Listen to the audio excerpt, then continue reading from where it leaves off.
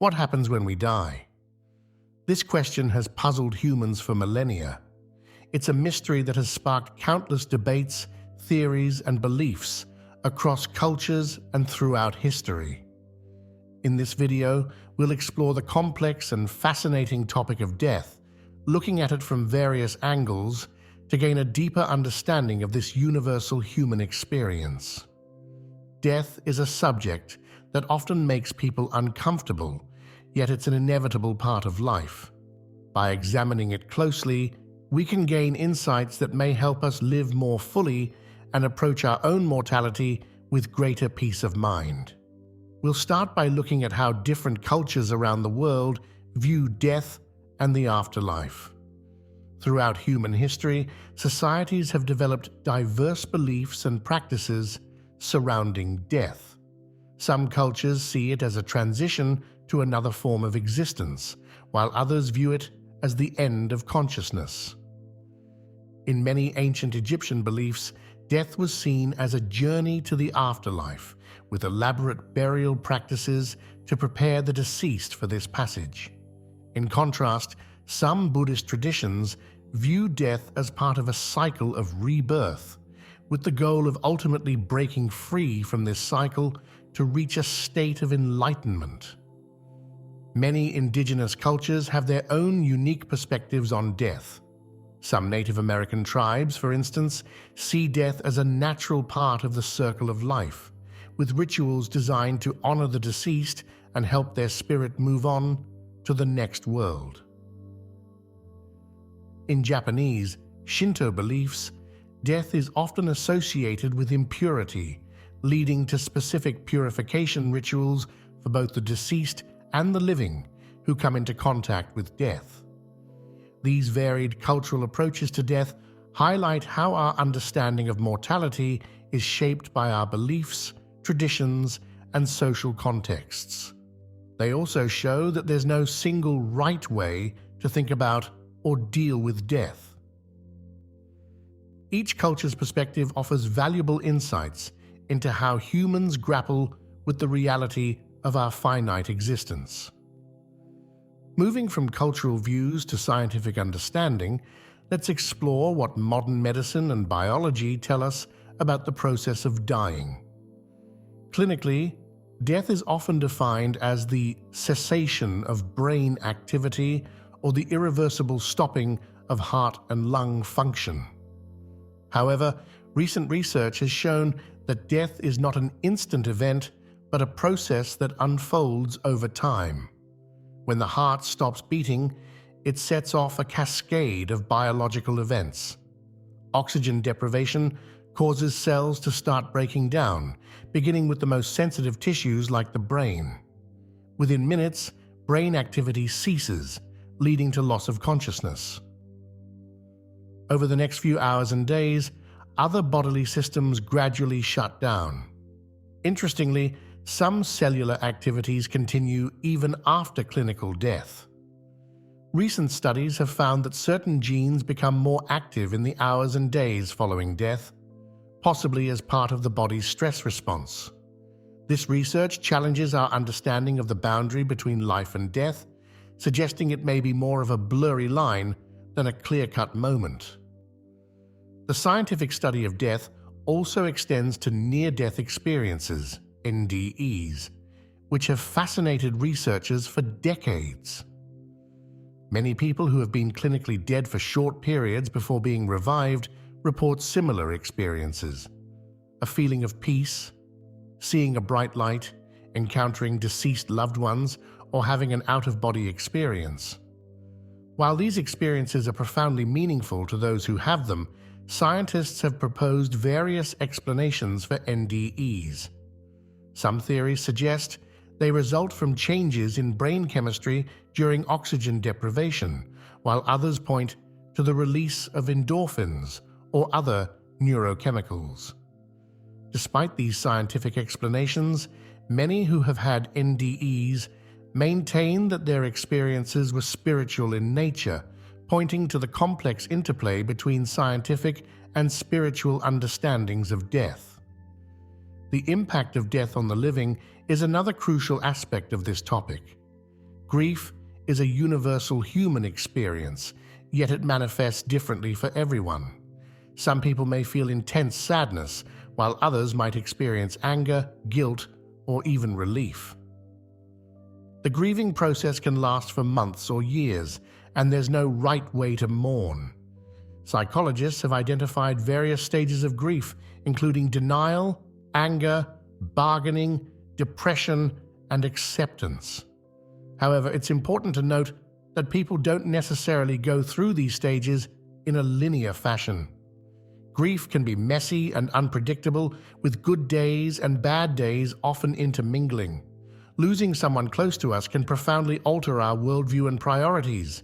It often leads people to re-evaluate what's truly important in their lives. Many report feeling a greater appreciation for their relationships and a desire to make the most of their time. In this way, encountering death can serve as a powerful motivator for living more fully. Death isn't unique to humans, of course. It plays a crucial role in nature and ecosystems. In the natural world, death is an essential part of the cycle of life, allowing for renewal and evolution. When animals or plants die, their bodies break down and return nutrients to the soil, supporting new life. Predation, where one animal kills another for food, helps maintain balance in ecosystems by controlling population sizes. Different species have evolved various ways of dealing with death. Some animals, like elephants, have been observed showing behaviors that resemble mourning when a member of their herd dies. They may spend time with the body, touch it with their trunks, or even cover it with leaves and branches. Other animals, like ants, have specific roles within their colonies for disposing of dead members, helping to prevent the spread of disease.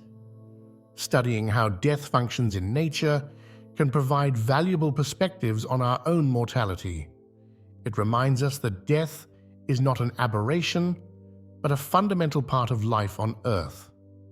This understanding can help us see our own deaths as part of a larger natural process rather than something to be feared or avoided at all costs. Philosophers throughout history have grappled with the concept of death, offering a wide range of perspectives on its meaning and significance. Ancient Greek philosopher Epicurus argued that we shouldn't fear death because when we are alive, death is not present, and when death comes, we no longer exist to experience it. This view suggests that our fear of death is irrational and based on a misunderstanding of what death actually is. On the other hand, existentialist philosophers like Jean-Paul Sartre saw death as giving meaning to life. In their view, the fact that our time is limited makes our choices and actions significant. If we lived forever, they argued, our decisions would lose their weight and urgency. Some philosophers have explored the idea of death as a motivator for living authentically. Martin Heidegger, for instance, believed that confronting our mortality could lead to a more genuine and purposeful existence. By accepting that our time is finite, we might be more inclined to pursue what truly matters to us rather than getting caught up in trivial concerns. These philosophical perspectives invite us to think deeply about our own views on death. How does the knowledge of our mortality shape our lives?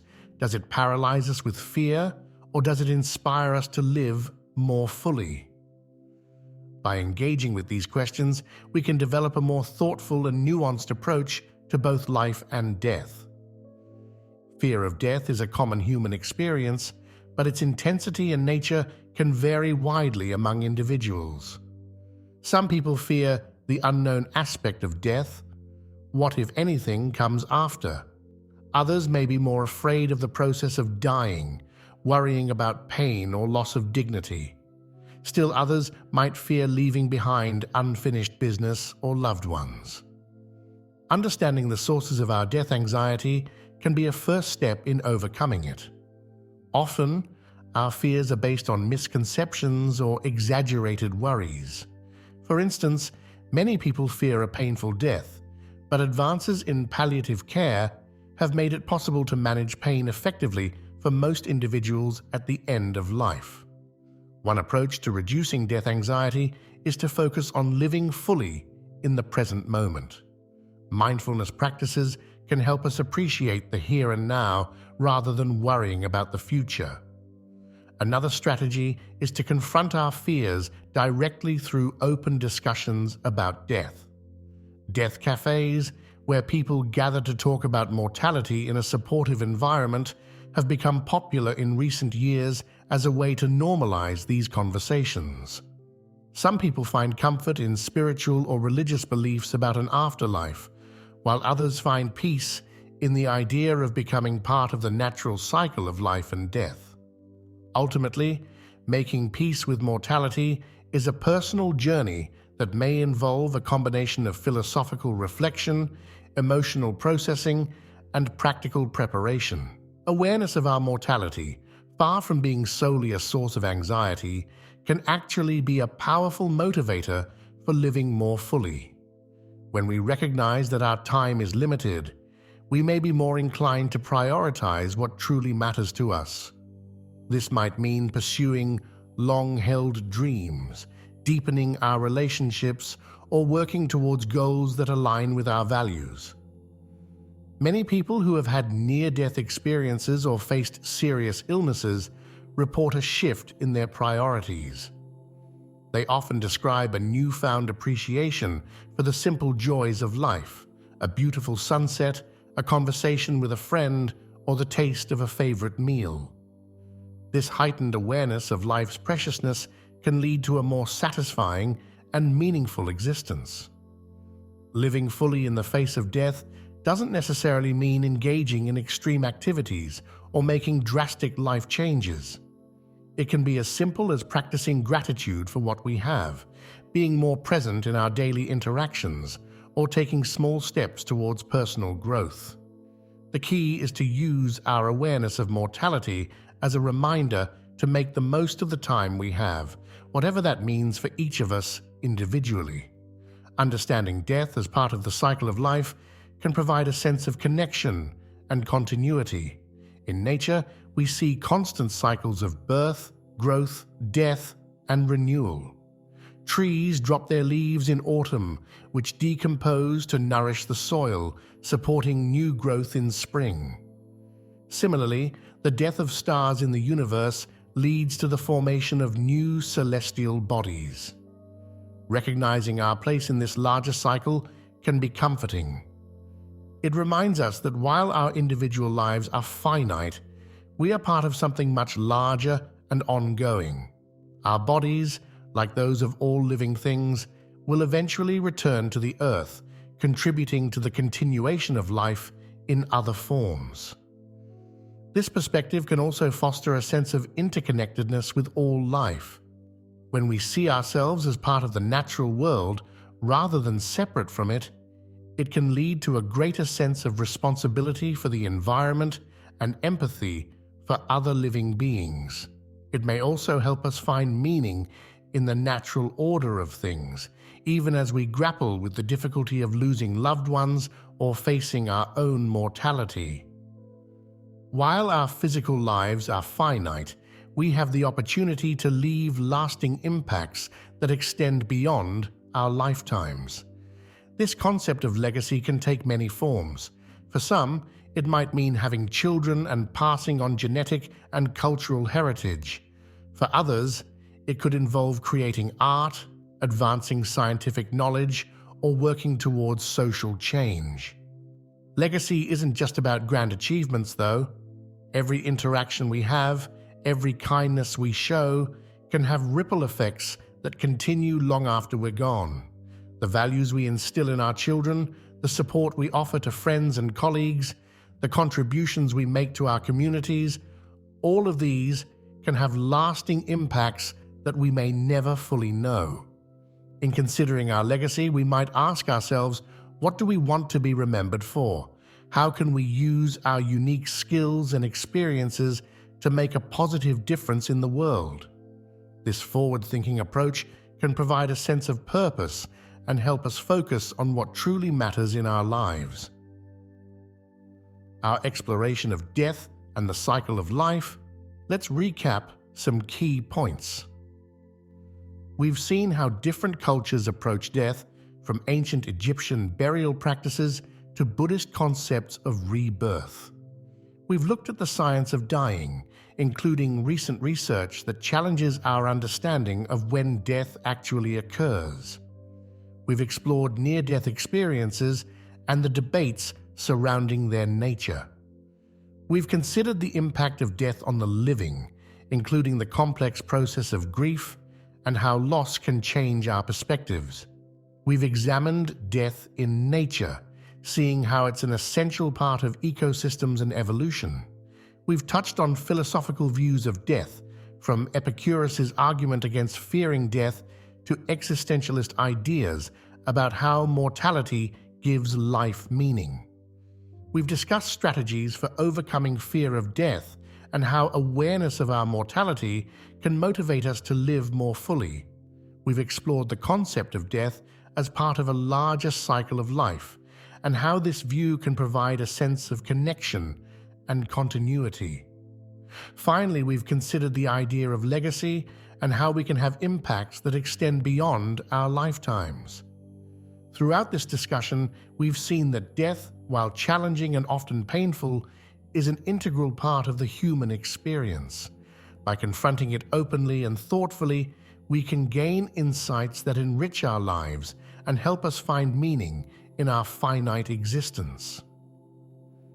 As you reflect on these ideas, consider your own beliefs and feelings about death. How do they shape your approach to life? Are there ways you might use your awareness of mortality to live more fully or purposefully? Remember, there are no universal right answers to these questions. Each of us must find our own way of coming to terms with our mortality and finding meaning in our lives. Thank you for joining us on this exploration of the mystery of death and the cycle of life. We hope this discussion has provided food for thought and perhaps opened up new perspectives on this universal human experience. Keep questioning, keep exploring, and most importantly, keep living fully in whatever way is meaningful to you.